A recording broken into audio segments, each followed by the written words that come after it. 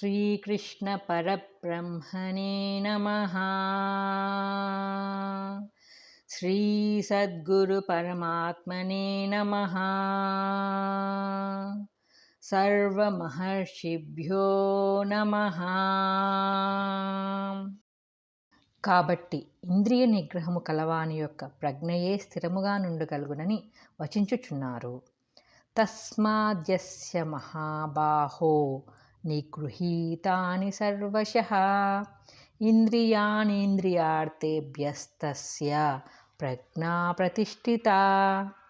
కాబట్టి ఓ అర్జున, ఎవడు తన ఇంద్రియములను విషయములపైకి పోనీయక సర్వవిధముల అరికట్టుచున్నాడో అతని జ్ఞానమే మిగుల స్థిరమై ఉండును. వ్యాఖ్య: సర్వశః అని చెప్పుట వలన ఇంద్రియములను ఒకంత నిగ్రహించుట చాలదనియు, సంపూర్ణముగా నిగ్రహింపవలయుననియు, సర్వ విధముల ప్రయత్నము చేసి ఎట్లైన వానిని లొంగదీసుకొనవలననియు స్పష్టమగుచున్నది. ఇంద్రియార్థములగు శబ్ద స్పర్శాది విషయములపైకి పోనీయక ఎవడు తన ఇంద్రియములను సంపూర్ణముగా నిగ్రహించునో అట్టివాని వివేకమే స్థిరముగా నుండననియు, అట్టివాని బుద్ధియే ఆత్మయందు స్థిరత్వమును పొందుననియు భగవానుడు ఇచ్చట తెలుపుచున్నారు. ఈ ప్రకారముగా పదే పదే నొక్కి చెప్పుట వలన మోక్ష మార్గమున ఇంద్రియ నిగ్రహమునకు ఎట్టి ప్రాముఖ్యము కలదో తేట తెల్లమగుచున్నది. మాకు దుఃఖము పోవలను, సంసార బాధలు శమించవలను, మోక్షము కలుగవలను అని జనులు పలుకుచున్నారే కానీ దానికి అవసరమైన సాధనలను మాత్రము చేయుటలేదు. కావున దుఃఖరాహిత్యమును కోరువారు భగవానుడు తెలిపిన ఈ ఇంద్రియ నిగ్రహాది సాధనలను తప్పక అవలంబించవలను. ప్రశ్న: ఎవరి యొక్క ప్రజ్ఞ అనగా వివేకము సుస్థిరమై ఉండగలదు? ఉత్తరము: ఇంద్రియములను సంపూర్ణముగా నిగ్రహించుకో వాని యొక్క ప్రజ్ఞ సుస్థిరమై ఉండగలదు. సామాన్య జనుల ప్రవృత్తికిని సంయమశీలురైన యోగుల యొక్క ప్రవృత్తికిని భేదములు చూపుచున్నారు. యా నిశా సర్వభూతానాం తస్యాం జాగర్తి సంయమీ, యస్యాం జాగ్రతి భూతాని సా నిశా పశ్యతో మునేః. సమస్త ప్రాణులకును ఏది రాత్రి అయ్యున్నదో దాని యందు ఇంద్రియ నిగ్రహపరుడు అగు యోగి మేలుకొనియుండును.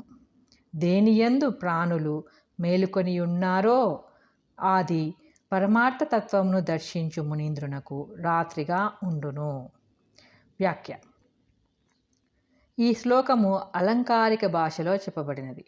అజ్ఞానులకు ఏది రాత్రియో అది జ్ఞానులకు పగులు, జ్ఞానులకు ఏది రాత్రియో అది అజ్ఞానులకు పగులు అని ఇట తెలుపబడినది.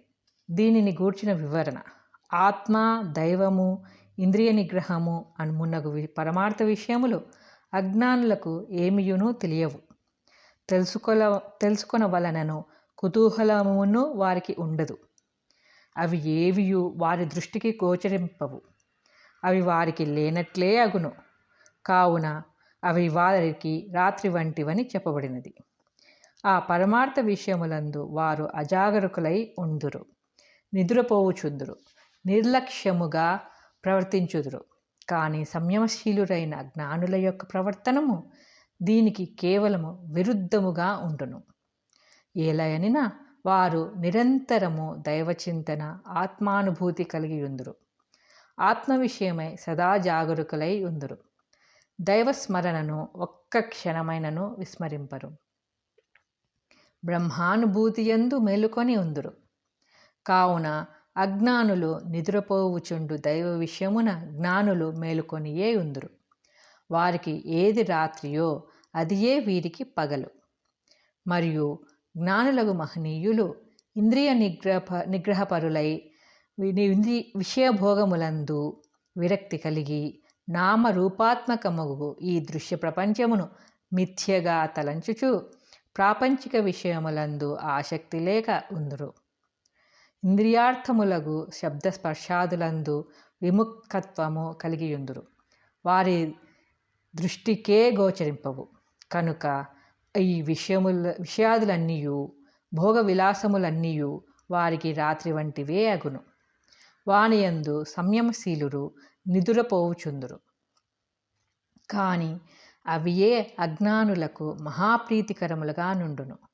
అహర్నిశములు వానియందే ప్రీతికొనుచు వానినే అనుభవించుచు కాలక్షేపము చేయుచుందురు. ఈ విషయభోగములందు నామరూప వ్యవహారములందు వారు సదా జాగరూకులై ఉందురు. కాబట్టి అవి వారికి పగులు వంటివి. ఏ ఇంద్రియ విషయములందు జ్ఞానులు నిద్రించుచున్నారో వానియందు అజ్ఞానులు మేలుకొని ఉన్నారు. వారికి ఏది రాత్రియో వీరికి అది పగలు. రాత్రికాలమున సంచరించు జంతువులు అనేకములు కలవు. పిల్లి, గబ్బిలము, గుడ్లగూబ, రాక్షసులు, క్రూర మృగములు మున్నగునవి.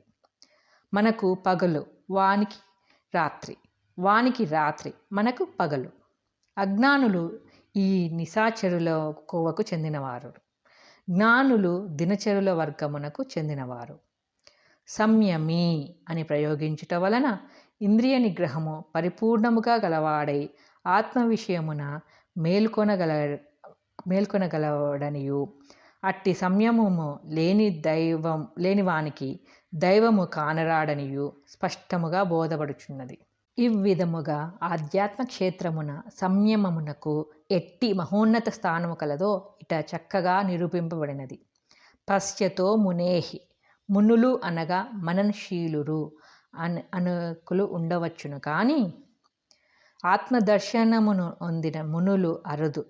పశ్యత అని చెప్పినందువలన భగవంతుని ప్రత్యక్షముగా చూడవచ్చుననియు అనుభూతము అనర్చుకొనవచ్చుననియు ఇట స్పష్టముగానున్నది. అట్టి స్థితిని ప్రతివారును పొందవలసి ఉన్నది. విషయభోగములను త్యజింపవలననియు ఇంద్రియ నిగ్రహము కలిగి ఆత్మయందు సదా మేలుకొని ఉండవలననియు ఈ శ్లోకము బోధించుచున్నది. ప్రశ్న: అజ్ఞానికి జ్ఞానికి గల భేదమేమి?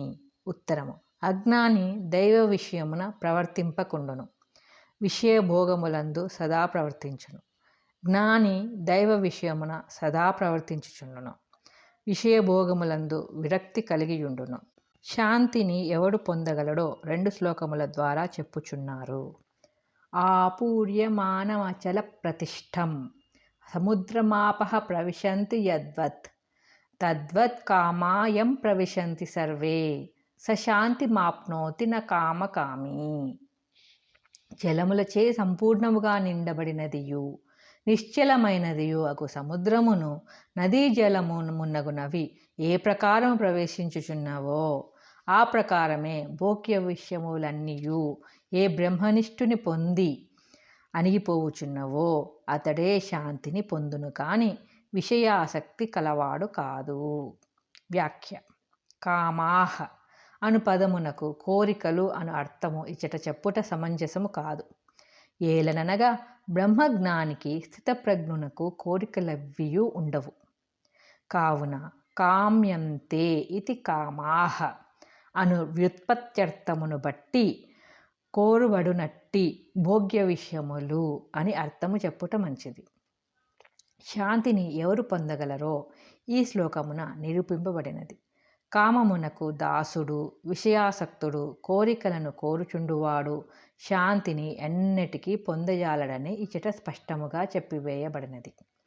నా కామకామి, కోరికలను కోరనివాడు, విషయాసక్తి లేనివాడు, కామమును జయించినవాడు మాత్రమే శాంతిని పొందగలుగును.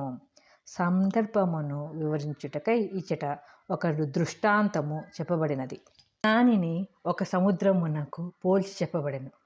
సముద్రము తనలోని ఎంతయో జలము సూర్యతాపమున కావిరి అయి మేఘరూపముగా పరిణమితి చెందువచ్చున్నను ఒక్క అంగుళమైనను తగ్గదు. అట్లే అనేక నదుల ద్వారా, వర్షముల ద్వారా ఎంతయో జలము దాని యందు వచ్చి పడుచున్నను లవలేశమైనను పెరగదు, సమముగా నుండును. అట్లే జ్ఞానియగువాడు స్థితప్రజ్ఞుడు తన ఇంద్రియములకు శబ్దాది విషయములు అనేకములు గోచరించినను గోచరింపకున్నను నిర్వికారుడుగా ఉండును, ఏమాత్రము చలింపడు. అతనికి విషయాసక్తి ఒకంతైనను లేకుండును. సర్వే కామాహ అని చెప్పిన వలన ఒక్క విషయము కాదు, అనేక భోగ్య విషయములు వచ్చి మీద పడినను అవి అచ్చటనే అణిగిపోవును, వికారమును కలగజేయవు. అనగా జ్ఞాని అగువాడు ఒకవేళ దైవికముగా నిత్య వ్యవహారమున అనేక దృశ్య విషయముల మధ్య ఉండుట తటస్థించినను, ఇంద్రియముల ద్వారా అతనికి శబ్దాది విషయములు గోచరించినను ఏ వికారమును లేకుండును అని భావము. జ్ఞాతజ్ఞేయస్య మనసో నూనమేతద్ధి లక్షణం నా స్వదంతే సమగ్రాని భోగవృందాని యత్పునః. వశిష్ఠగీత. అని వశిష్ఠ మునీంద్రులు పలికినట్లు ఆత్మజ్ఞాని యొక్క గురుతు భోగములందు ఆసక్తి లేకుండుటయే అగును. ఒకవేళ ఆసక్తి ఉండినచో అతడు ఇంకనూ జ్ఞానస్థితిని పొందలేదనియే తాత్పర్యము. సముద్రము మహాజలముచే పరిపూర్ణమై ఉండునట్లు జ్ఞాని బ్రహ్మానందముచే పరిపూర్ణుడై ఉండును. మరియు సముద్రము అచలమై సుప్రతిష్టమై ఉండునట్లు జీవన్ముక్తుడు నిర్వికారుడై నిశ్చలుడై మేరు సమాన గాంభీర్యము కలిగి ఉండును. చిన్న చిన్న చెరువులలో, దొరవలలో, గుంటలలో, బావులలో, సరస్సులలో, నదులలో అధిక జలము వచ్చి పడినప్పుడు అవి కట్టలు తెంచుకొనును.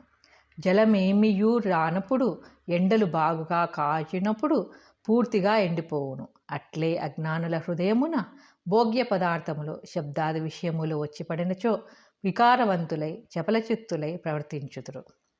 ఏ విషయములు లభించినచో శోకాకులురై దీనులుగా వర్తించుదురు. అది ఏ జ్ఞానులకు అజ్ఞానులకు గల భేదము. ఆ భేదమే ఈ శ్లోకమున నిరూపింపబడినది. మరియు కోరికలు కోరువారు శాంతిని ఎన్నటికినీ పడేయజాలరని చెప్పబడినందువలన మనుజుడు కామమును త్యజించి విషయాసక్తి వదిలి వాంఛారహితుడు కావాలనే కాని వాంఛా సమన్వితుడు ఎన్నటికీ కారాదు. ఇచ్చట ఇంకొక రహస్యమును కలదు. సముద్రము నదీ జలమును కాని వర్షజలమును కాని తనకు తానై ఎన్నటికీ కోరదు. అవి ఏ దైవికముగా వచ్చి పడును. అట్లే జ్ఞానియు ఏ విషయమును కోరుడు. కానీ నిత్య వ్యవహారమున ఒకవేళ దైవికముగా శబ్దాది విషయములు తటస్థించినను వానిచే అతడేమాత్రము తొనకక నిర్వికారుడై ఉండునని భావము. కాబట్టి శాంతిని అభిలషించు వారందరూ ఈ శ్లోకమును అందున ముఖ్యముగా నా శాంతి మాప్నోతి నా కామకామి అను చివరి పాదమును బాగుగా మననము చేయుచు తమ యందున్న ఒక్కొక్క కోరికను బయటకు లాగి పారవేసి కామరూప పిశాచమునకు తన హృదయమున ఇసుమంతైనను చోటియక తత్ఫలితముగా పరమశాంతిని ఆత్మానందమును అనుభవింపవలయను. ప్రశ్న: శాంతిని ఎవడు పొందగలడు? ఉత్తరము: ఏ కోరికలు లేనివాడు, విషయజాలముచే వికృతము కాని హృదయము కలవాడు, సముద్రముల వలె నిర్వికారుడై చెన్నందువాడు శాంతిని పొందును.